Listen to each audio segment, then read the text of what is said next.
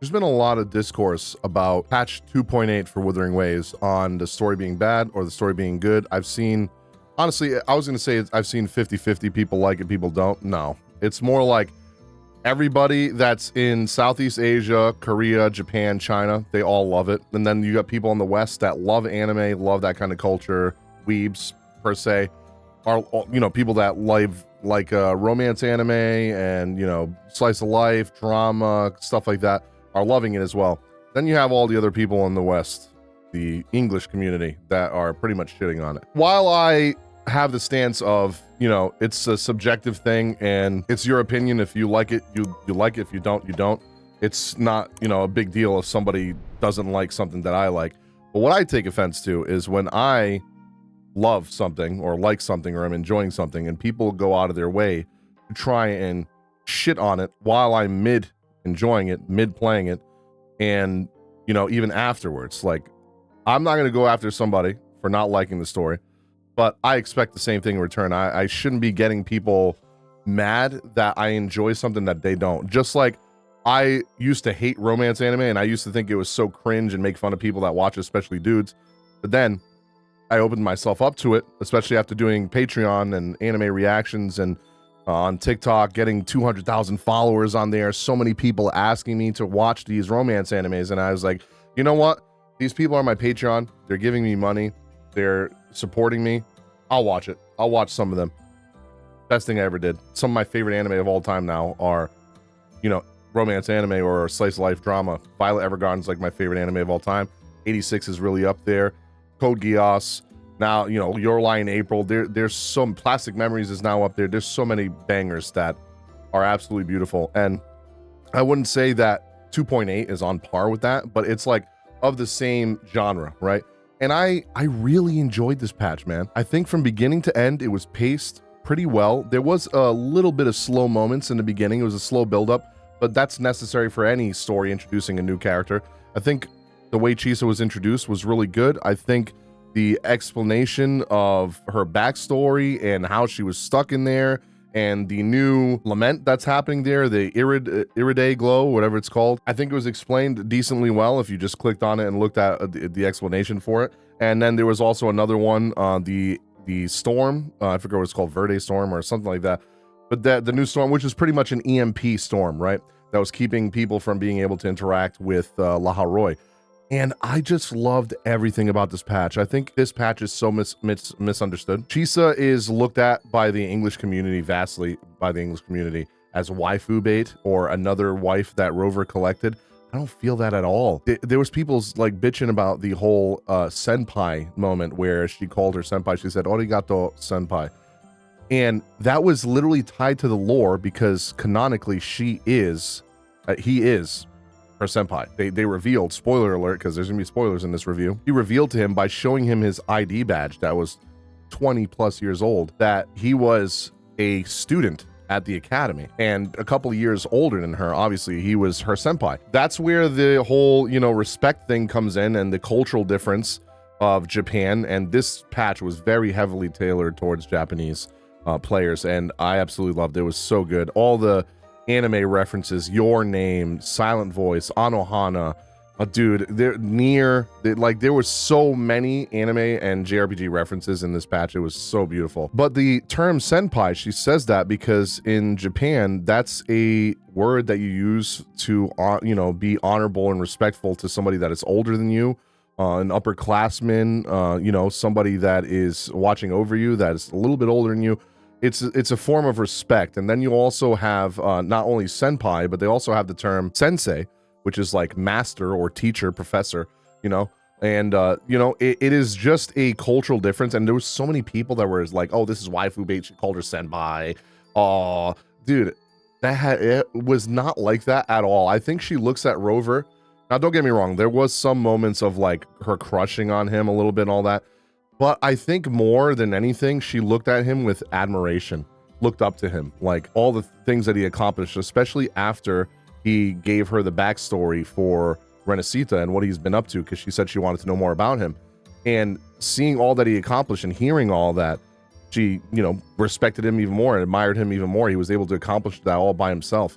And I think it was just such a beautiful moment of, you know, her showing admiration and him saying, you're not alone anymore, and welcoming her to the Black Shores after all this time, all the struggle that she went through, all the pain, all the loneliness, the loss, you know, self-loathing.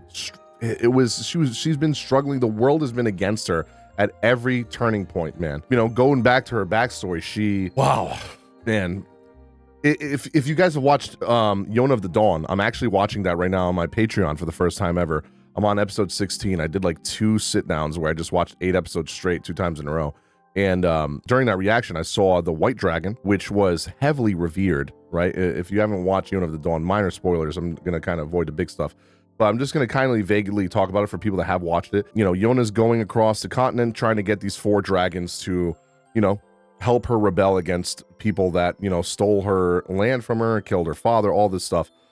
The White Dragon, sorry, I have like acid reflex right now. The White Dragon, it comes from a village that's heavily revered as a deity, a god. He's treated with respect and honor, and they would do anything. They would die for him. And then you go to the Blue Dragon village, where they resent him, they hate him, they think he's cursed, and that he himself is a curse to the village itself. And they treat him with such disdain and resentment, and they hate him, you know, to the point where they wish he wasn't even alive. When I watched the 2.8 story quest and I saw Chisa talk about her homeland was, you know, a land where they despised resonators, they feared them. And when she became a resonator, she awakened her ability by trying to save someone that was being bullied. That's how she awakened her power. You get this sense of like, wow, we all thought that resonators were just like respected and needed throughout this world, but there are also places where they're hated and feared and thought as like cursed or demonic, right?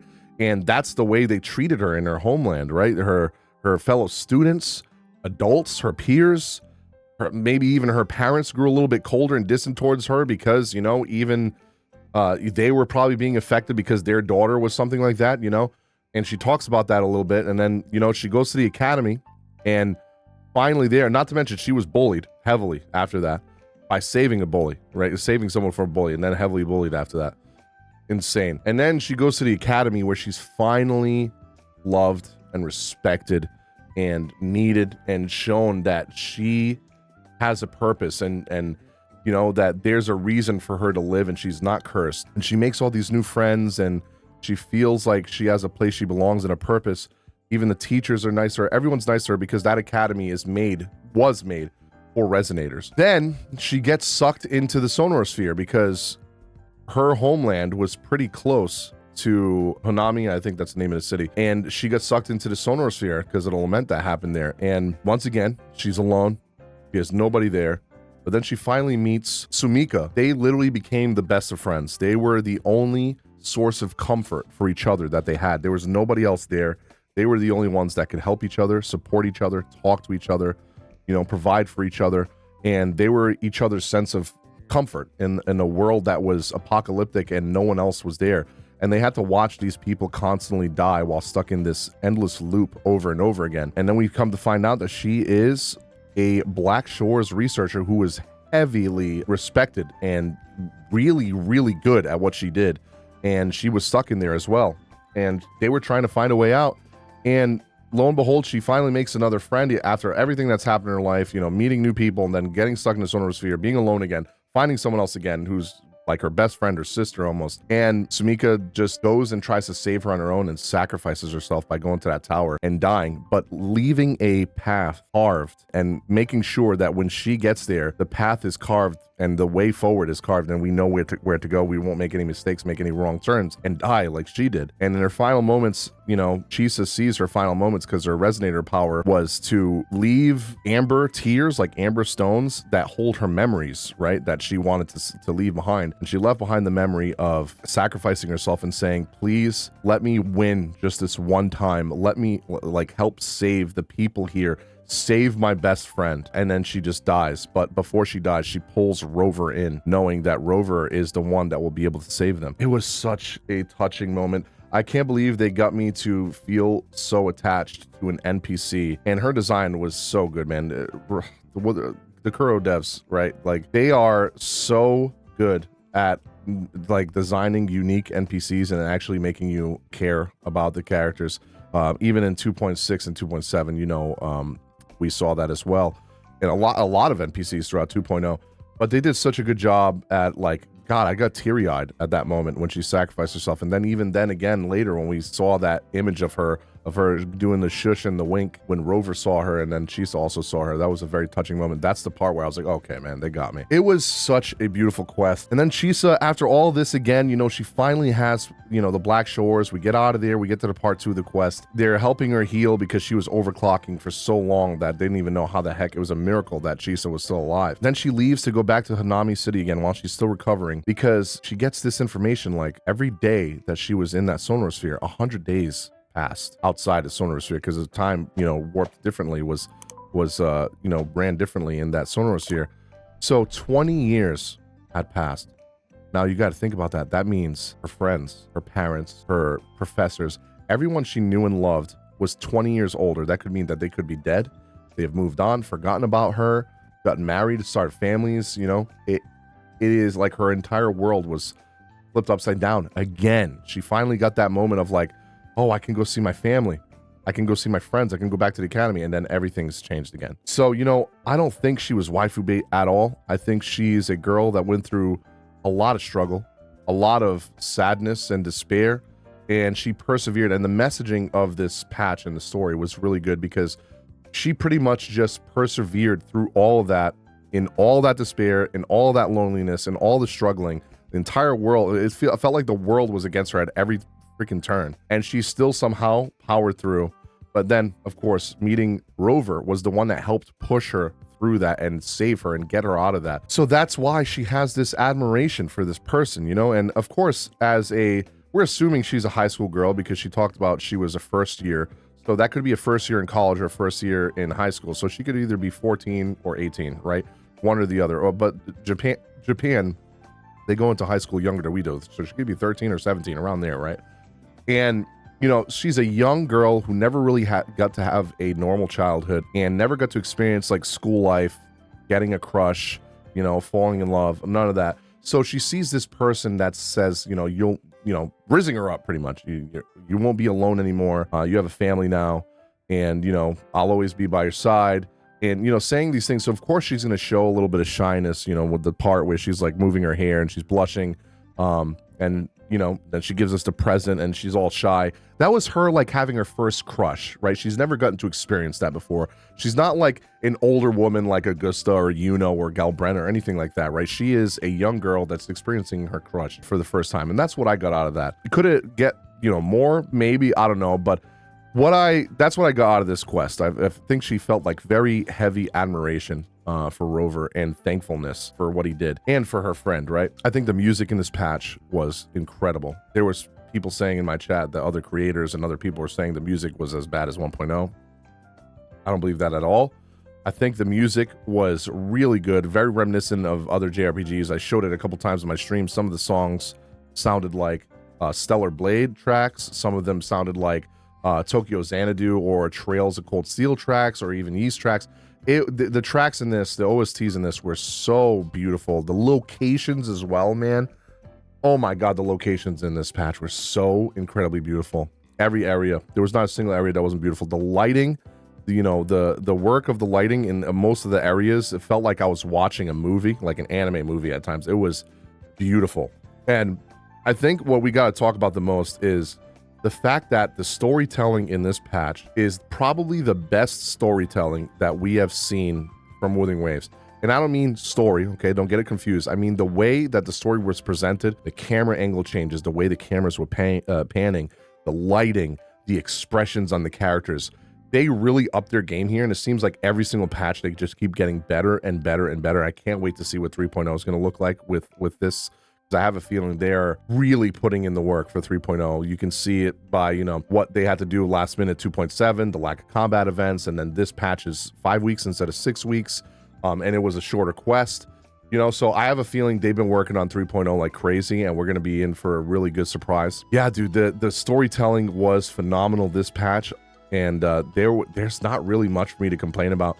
I think the only thing that I would say that I had issues with was, again, the reused assets for the boss. They need to stop reusing assets for bosses, man. It is so annoying. Oh, God. That is one thing that triggered me. As soon as I saw that thing that we fought in Septimon, I was like, oh, come on, man. We had Lady of the Sea was pretty much a reskin.